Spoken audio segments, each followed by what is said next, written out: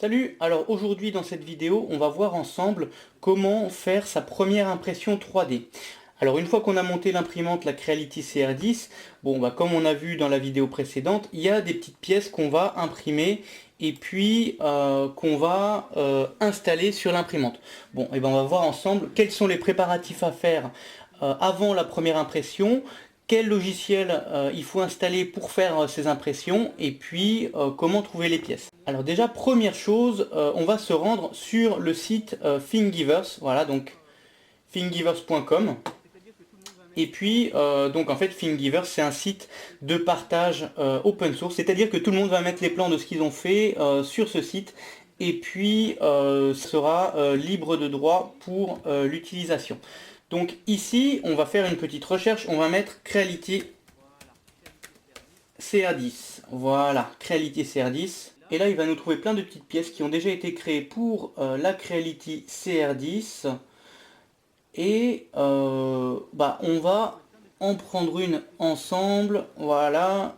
Voilà. Et donc ensemble, on va faire ces petites molettes là, qui sont des molettes qui sont un petit peu plus grosses parce que pour régler le plateau chauffant, les molettes sont un petit peu petites et du coup je vais imprimer des molettes un petit peu plus grosses. On va voir comment faire ça ensemble.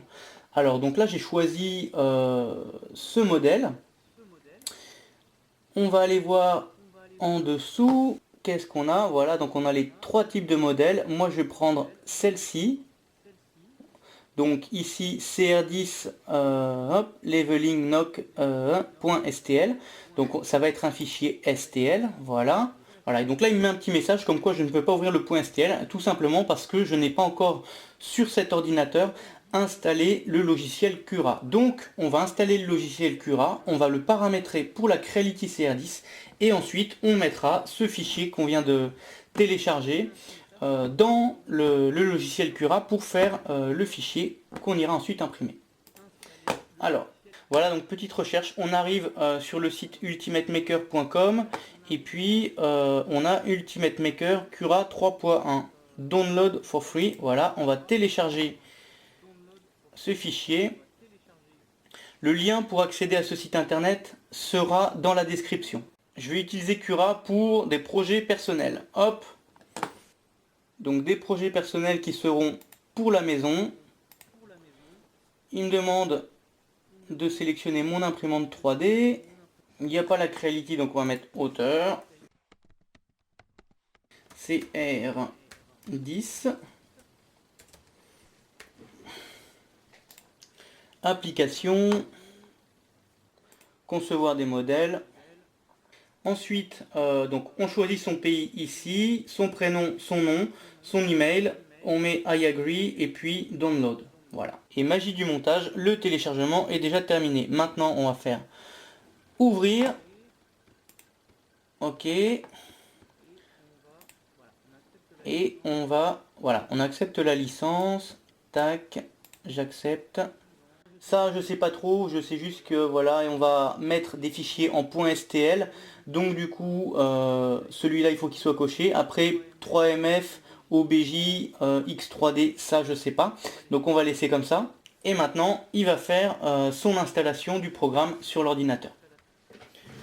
Bon là, Windows ne peut pas vérifier l'éditeur de ce pilote. Bon, on va faire confiance au logiciel. Installer quand même. Fin de l'installation de Ultimate Maker Cura. Lancer Ultimate Maker Cura. OK. Autoriser Cura à communiquer. On va mettre OK.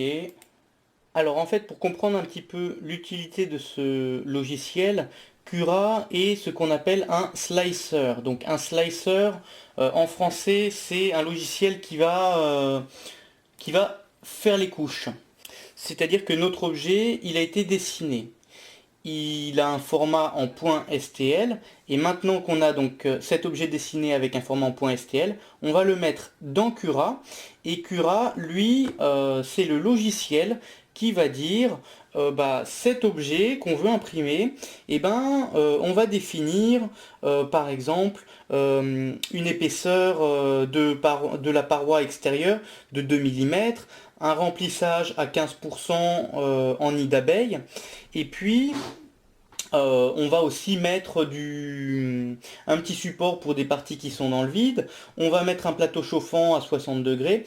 Voilà, c'est lui qui va créer, donc en fait ce qui s'appelle un G-code. Il va créer un G-code à partir du fichier STL. Et puis ce G-code, il va être mis dans l'imprimante 3D. Et en fait, c'est Cura qui va exactement dire où doit à chaque instant aller la buse de l'imprimante et puis déposer quelle quantité de plastique. Voilà. Plus d'autres paramètres tels que la vitesse d'impression, la température du plateau chauffant, la température de la buse. Voilà, c'est lui qui définit tous les paramètres d'impression pour notre Creality CR10. Alors, Cura User Agreement, disclaim by... Ok, donc il faut mettre I understand and I agree, voilà. Ok. Donc là, voilà, première chose que Cura va nous demander de faire, c'est ajouter une imprimante. Donc c'est pas une Ultimate Maker, c'est pas une custom, c'est Other. Et dans Other, on a la Creality CR10. Voilà, donc Creality CR10, ajouter l'imprimante. Voilà, donc maintenant qu'on a fait ça, on va aller dans Settings, Printer et Manage Printer. Et là ici, on voit qu'on a le profil Creality CR10. On va faire Machine Settings. Ici, on va retrouver la surface d'impression, donc X 300 mm, Y 300 mm, Z 400 mm. Voilà. Ça, ça nous demande la forme de notre plateau. On a un plateau rectangulaire, on n'est pas sur un plateau circulaire. L'origine au centre, non, on part de l'origine depuis un point. L'origine au centre, c'est lorsqu'on a un plateau circulaire. Nous, on va avoir le point 0 depuis un coin de notre plateau. Lit chauffant, oui, on a un plateau chauffant. Alors, G-code, Flavor, donc là, Marlin, bah ça, je ne sais pas exactement. Ça, je n'ai pas touché, j'ai laissé comme ça et ça fonctionne très bien. Maintenant, vous dire ce que c'est, je ne sais pas. Ça ici, Printhead Settings, c'est les paramètres de la tête d'impression. Ça, je ne sais pas, je ne savais pas si il fallait changer quelque chose. J'ai tout laissé comme ça et ça fonctionne très bien. Donc seule chose que j'ai compris parmi tous ces paramètres, c'est matériel diamètre 1.75 mm. Ça c'est le diamètre de notre filament, notre filament plastique qu'on va mettre dans l'imprimante. Donc c'est du 1.75 mm. Voilà, et maintenant je vais fermer. Ok. Donc ça c'est l'imprimante. On a aussi les matériaux. Donc moi je n'ai pas la marque de mes filaments n'est pas dans la liste ici, donc du coup j'ai pris générique et PLA parce que c'est du PLA que j'utilise. J'ai aussi acheté de l'ABS mais on verra plus tard.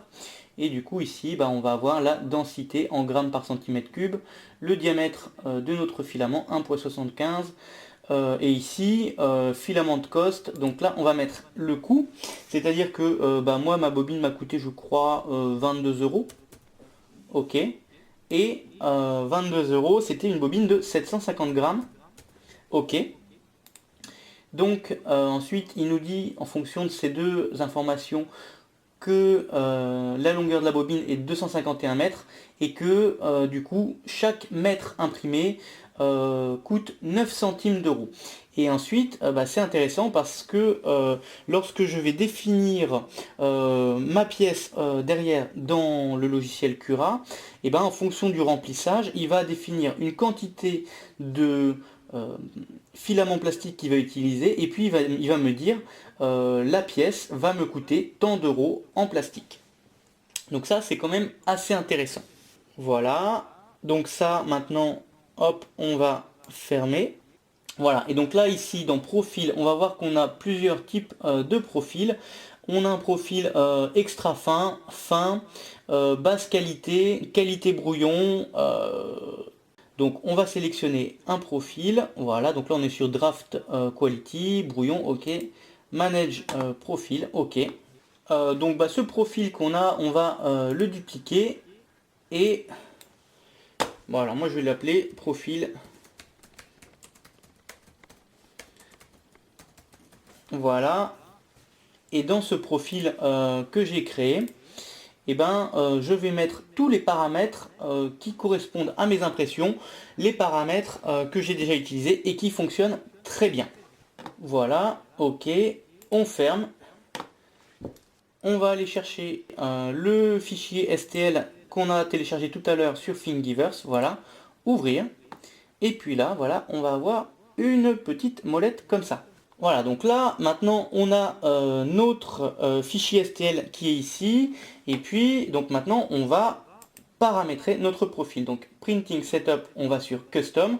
Profil, donc profil Jérémy Rénov 0,2 mm. OK. Donc, hauteur des couches. Hop, ça, 0,2 mm. Moi, j'ai mis 0,2 mm. C'est ce que vous avez vu dans la vidéo précédente sur mon support de pince. Moi ça me semble très correct. Je peux aller à 0,1 mm, mais ça me prendrait juste plus de temps. Voilà, donc là, Shield, Wall Thickness et puis Top Bottom Thickness, on va regarder ensemble. Donc là, je me mets sur Layer View, voilà. Layer View, ok. Et puis, on va regarder ensemble en fonction des différentes couches. Voilà. Alors si je zoome, Material Color. Voilà. Et donc là, on voit qu'en bleu, c'est l'épaisseur de la couche extérieure. Et donc Wall Thickness, si par exemple je mets 1.2, entrée, 1.2. Voilà. Et en fait, Wall Thickness, ça va être l'épaisseur de la couche extérieure de notre pièce. Voilà, donc là on a ce paramètre là et il y en a un autre qui est important ici, infill density, ça c'est la densité de remplissage de la pièce parce qu'il ne va pas nous faire une pièce qui va être pleine. On va avoir un petit peu un nid d'abeilles et du coup on va avoir un remplissage infill density à 20%. 20% moi c'est ce que j'avais laissé et ça va très bien. Maintenant si je mets 10%, voilà. Alors, hop, il recharge. Bon, là, on a un remplissage beaucoup moins important. Et si je mets 30%, voilà, il recalcule. Voilà, là, on a un remplissage beaucoup plus important. Mais du coup, voilà, ça prendra plus de temps. Moi, je vais laisser à 20%. Ça va très bien. Donc ça, c'est les paramètres que j'ai repris de Tommy Desrochers, mais pour moi, ça va très bien aussi. Du coup, je n'ai pas encore essayé de les changer, j'ai gardé ça et je verrai peut-être un petit peu plus tard en fonction des autres réalisations que je ferai. Alors, matériel, donc là, ça va être les températures. Donc là, ici, on a mis en haut qu'on était sur du PLA. Voilà, donc ça, c'est des paramètres que j'ai pas changé parce que pour moi, ça va très bien. Donc, température d'impression 200 degrés, très bien. Température du plateau chauffant 60 degrés, très bien aussi. Diamètre du fil, c'est du 1,75, oui. Flow, ça, c'est si on veut que l'extrudeur pousse plus de plastique, par exemple, on va mettre 110%, mais du coup ça va nous faire des couches peut-être un petit peu plus épaisses que la normale, et si on met par exemple 90%, on aura des couches moins épaisses que la normale. Ça j'ai pas essayé de changer, voilà, je me suis dit que, je l'ai compris comme quoi si je mettais par exemple 120%, ça allait peut-être me faire des boudins à certains endroits parce que ça pousse trop de plastique. Donc moi je l'ai laissé à 100% et ça va très bien. La Enable rétraction. Alors ça c'est un paramètre que moi j'ai changé, j'ai désactivé la rétraction. Alors voilà ce que c'est en fait exactement. On a l'extrudeur donc qui pousse le filament dans la buse d'impression et lorsque la buse d'impression s'enlève d'un endroit pour aller à un autre endroit, on lui dit retire, fais un petit peu marche arrière pour pas que lorsque la buse se déplace, on ait un petit fil de plastique qui coule, un petit filament, voilà. Donc ça je l'avais mis, sauf que ce qui se passait, c'est que lorsque l'impression reprenait, ça me faisait des endroits où j'étais un petit peu creux et des endroits où j'avais des petits pâtés. Donc du coup, j'ai désactivé la rétraction et ça m'a résolu le problème pour le moment. Alors, Ensuite, dans les paramètres suivants, speed, voilà, donc ça, print speed, c'est la vitesse d'impression, et travel speed, c'est la vitesse de déplacement. Moi, ça, c'est deux paramètres auxquels je n'ai pas touché. J'ai laissé 60 et 120. Apparemment, elle pourrait aller jusqu'à 80 mm par seconde. Maintenant, moi, j'ai trouvé que ça se déplaçait bien assez vite, et j'ai pas non plus envie d'endommager mon imprimante parce que je la pousse dans les limites.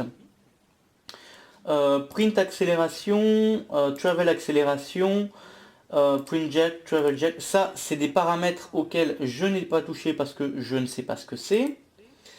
Ensuite, cooling, donc cooling, bah ça c'est le petit ventilateur qui est sur la tête d'impression et qui permet de ventiler. Donc on veut que la tête d'impression soit ventilée, donc oui on coche. Support, bah là techniquement, bah là typiquement le support c'est si on a des petites parties qui se retrouvent dans le vide, donc on va demander au logiciel de Cura, on va cocher support et puis il va nous générer un support pour les parties qui sont dans le vide. Il va nous demander où est-ce qu'on veut du support, partout ou touching, ou seulement les parties qui touchent le plateau de construction. Bon, ok, voilà. Donc là ici pour cette pièce on n'aura pas de support, c'est pas nécessaire. Alors, build plate adhésion. Donc ça, en fait, c'est un paramètre qui consiste à dire, bah, par exemple, si je mets un brim, voilà, brim de 8 mm, voilà, il va me redessiner la pièce, ici. Voilà. Donc en fait, pour que la pièce adhère mieux au plateau, eh ben, il va faire une petite couche de 8 mm autour pour que bah, on ait juste une couche de plastique qui maintienne mieux la pièce accrochée au plateau. Donc moi j'ai essayé avec ce paramètre au début, donc un brim de 8 mm, voilà, donc c'est-à-dire 8 mm de plastique autour pour la première couche. Maintenant j'ai essayé sans, depuis que je mets de la laque, et ben moi la laque ça permet de très bien tenir ma pièce et j'ai aucun souci sans le brim. Et puis donc bah, je n'en mets pas, mais voilà, ça peut être une solution en fonction du plastique qu'on met et puis en fonction du type d'accroche qu'on veut. Alors, Special Mode, donc print séquence, ça en fait, c'est si on imprime plusieurs objets sur le plateau. Moi là, mes petites molettes, je vais les faire une par une, mais si je décidais de faire par exemple les 4 molettes en même temps, et ben je pourrais lui dire, tu fais une molette, ensuite la deuxième, la troisième, la quatrième, ou alors je pourrais changer et lui dire, bah tu fais la première couche de l'une, la première couche de l'autre, ensuite, et tu reviens sur la première, et puis lui dire de tourner ainsi comme ça. Bon, moi là je l'ai fait une par une, donc la question ne se pose pas. Voilà, et donc là on a toutes les caractéristiques que j'utilise pour réaliser mes impressions. Et jusqu'à présent, je suis quand même relativement content du résultat que j'obtiens. Et donc on peut voir donc qu'avec tous ces paramètres qu'on a mis ici, eh ben, notre pièce là va prendre 19 minutes. On va utiliser 1,2 m de plastique PLA, 3 grammes, et ça va nous coûter 10 centimes d'euros. Alors maintenant, ce que je vais faire, c'est que bah, j'ai la fameuse petite, le petit adaptateur USB avec la micro SD que je vais mettre dans mon ordinateur. Voilà. Et puis je vais lui mettre Save to File, disque amovible. Et puis là, voilà, donc G-code file. Et en fait, il va générer ce qu'on appelle un G-code, qui est en fait le fichier bah, qui va pouvoir commander l'imprimante. Voilà, donc maintenant que ce G-code est sur ma petite carte, je vais prendre la micro SD que je vais aller mettre dans l'imprimante Creality CR10 et puis on va pouvoir commencer l'impression. On a notre clé USB ici avec la micro SD. La micro SD, on va la mettre dans la petite fente qui est ici. Les contacts, on les met vers le haut. Voilà. Et puis, on pousse et elle est dedans. Alors, moi, la première chose que je vais faire, bah, c'est pas ma première impression, donc j'ai des restes un petit peu de laque. Donc, je vais déjà nettoyer ma vitre. Voilà, hop, j'enlève les petites pinces. Et puis, bah, je vais mettre un petit coup de produit à vitre. Et je vais faire un petit coup de nettoyage sur ma vitre. Voilà, ça c'est les résidus de laque. Bon, ça permet l'accroche, mais du coup, on voit que c'est un petit peu sale. Autant avoir quelque chose de propre pour une nouvelle impression. Voilà, donc ma vitre, elle est propre. Maintenant, je vais la mettre sur le plateau chauffant. Voilà. Ok. Les petites pinces. Alors les petites pinces, celle-ci, celle de l'avant, je la place pas au bout dans le coin parce que en fait c'est l'endroit où la tête d'impression vient faire son point zéro. Donc du coup, eh ben, je la décale toujours un petit peu voilà, de ça, d'environ 4-5 cm de ce côté-là. Ok, ça c'est bon. Maintenant on va allumer l'imprimante. Donc on a le petit bouton qui est derrière. Creality 3D, ok. On a des petits préparatifs à faire. Il va falloir qu'on règle la hauteur du plateau pour que ce soit nickel partout. Et donc du coup, vu que ça prend un petit peu de temps et qu'il y a autre chose qui prend du temps, qui est le préchauffage du lit chauffant, on va déjà s'occuper du préchauffage du lit chauffant. Donc pour aller dans le menu, voilà, je clique. Voilà. Prépare, bah, c'est prépare en français, voilà. Contrôle. Voilà, contrôle température. Voilà, et donc là, nose, bah ça c'est la tête d'impression. Bed, voilà, donc bed, là on est à 0. Et vu que le lit chauffant il met un petit peu de temps à chauffer, et ben on va déjà le monter à 40 degrés. Et puis ensuite, et ben, on aura juste à finir notre impression. Je ne vais pas le monter à 60 parce que vu que je vais passer la feuille de papier un petit peu partout, je ne voudrais pas risquer de me brûler. Donc, ah, il est revenu. Alors, donc contrôle, ok, température, ok, nose, bah, c'est la tête d'impression, bed, ok, et puis donc là, voilà, on va tourner 40, voilà, 40 degrés, ça sera très bien. Donc là, il va aller se mettre à 40 degrés, ok, et ensuite, contrôle, ok. Donc maintenant, ce que je vais faire, c'est que je vais régler mon plateau avec les petites molettes ici. Et pour ça, je vais lui dire de faire un auto home. Moi, ce que j'avais fait la première fois, c'est que j'avais poussé au maximum sur l'axe des aides, mais j'avais été plus loin que la butée du fin de course, ce qui fait que du coup, mon réglage n'était pas bon. Donc il ne faut pas faire ça. Ce qu'il faut faire, c'est ça. Donc, prépare, auto home, donc c'est-à-dire aller automatiquement au point 0. Ok, voilà. Et donc là, il est automatiquement au point 0. Une fois qu'on a fait ça, Disable Stepper libère les moteurs pour que je puisse bouger librement sans non plus forcer sur les moteurs. Donc Disable Steppers, donc prépare, et là, après le Auto Home, Disable Steppers, ok. Et donc là, maintenant, je peux bouger librement, comme ça. Donc je vais faire mes mouvements librement comme ça, mais je vais faire attention à ne pas bouger mon axe des aides, vu que c'est ce qu'on cherche à régler. Et donc là maintenant, le réglage optimal pour les 4 coins de mon plateau, c'est lorsque entre la tête d'impression, le bout de la buse et puis la vitre, je peux passer une feuille de papier. Et il ne faut pas que ça accroche trop, mais il ne faut pas que ça passe trop facilement. Il faut juste que ça gratte un petit peu. Donc, je vais me positionner là, voilà. Et puis, bon bah là je vois que ça passe sans problème. Donc du coup, ici j'ai la petite molette, la fameuse petite qu'on va imprimer pour qu'elle soit plus grande. Voilà. Et voilà, donc là je sens que ça gratte un petit peu, exactement comme je le veux. Maintenant, je me déplace ici. Bon, là, la feuille, elle passe même pas, donc ça va pas. Voilà, là c'est bon, ça gratte un peu. On va faire l'arrière. Là, c'est pas bon. Là, c'est bon. On revient ici. Voilà, ça gratte un petit peu. Donc maintenant que j'ai fait mes 4 points, je vais recommencer au premier point parce que en ayant bougé les deux autres, ça peut avoir fait bouger le premier, et je recontrôle encore.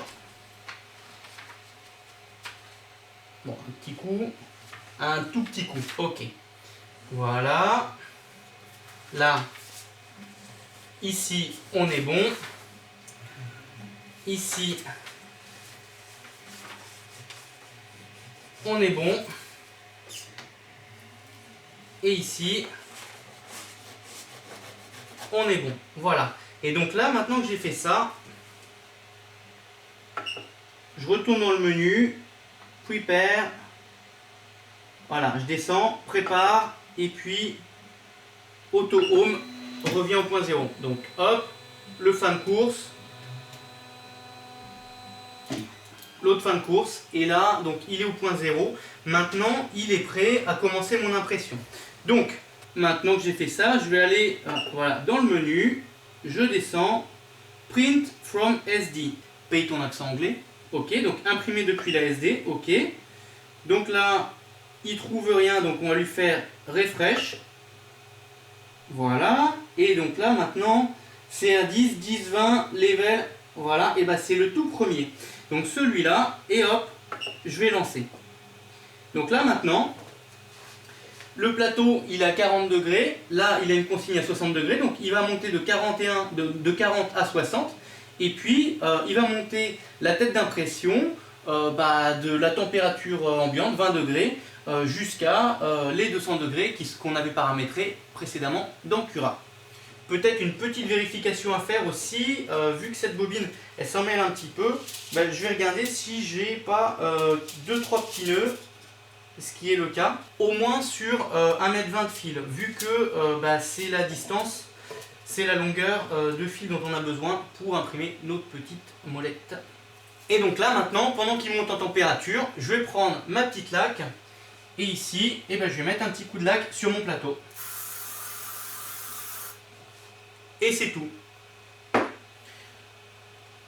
Donc là ça devrait prendre quelques minutes, 1 ou 2 minutes. La laque aura le temps de sécher. Et puis lorsqu'il va commencer son impression, il y aura suffisamment d'accroche pour que ça puisse s'imprimer sans problème. Et donc maintenant, à partir de ce moment-là, tout ce que je fais, c'est attendre que l'impression commence. Et puis je vais regarder comment se passe la première couche. Et en fonction de la première couche, après je vais le laisser faire tout seul son boulot. Et normalement, je ne devrais pas avoir de problème. Voilà, donc là on est à 59 degrés sur le plateau chauffant, 200 degrés sur la buse. Bon dès qu'on va arriver à 60, il va commencer son impression.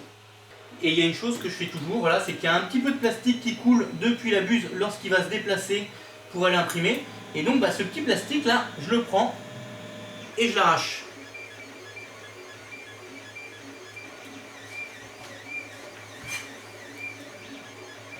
Bon là déjà je regarde, mais tout a l'air de bien se passer, il n'y a pas l'air d'y avoir de problème. Il fait sa première couche, il a fait le cercle intérieur, il a fait le contour et maintenant il commence à remplir.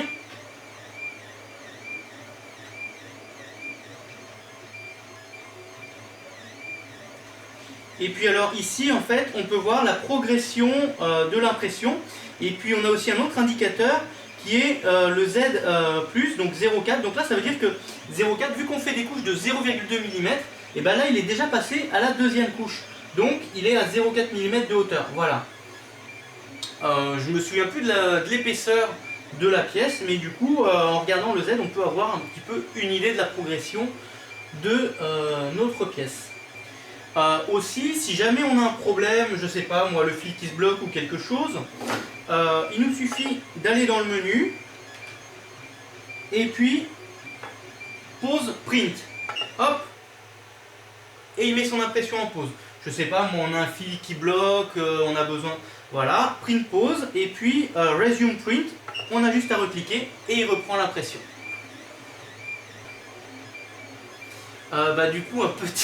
Du coup, un petit problème lorsque j'ai fait ce print pause, il y a du plastique qui a continué à couler vu que la buse était encore chaude, donc pendant ces quelques secondes, ce qui fait que ça a fait un petit pâté. J'espère que ça ne va pas poser de problème sur mon impression. Mais voilà, ça fait partie des aléas de l'impression 3D. Voilà, donc maintenant qu'il a fait la couche du bas, il va commencer à monter en épaisseur sur la pièce et puis il va faire son petit quadrillage en nid d'abeille pour les parties intérieures. Voilà, donc là maintenant il est en train de terminer l'impression parce que toute la structure en nid d'abeille, elle est en train de reboucher le dessus. Donc elle est en train de faire la couche supérieure et puis ça devrait se terminer d'ici 1 à 2 minutes, je pense. Voilà, donc elle rebouche tous les trous qu'elle a laissés pour laisser quelque chose de propre. Voilà. Notre logiciel Cura, il avait estimé un temps de travail de 19 minutes. Ça fait là maintenant 20 minutes. Bon, on sera peut-être à 21 minutes. Bon.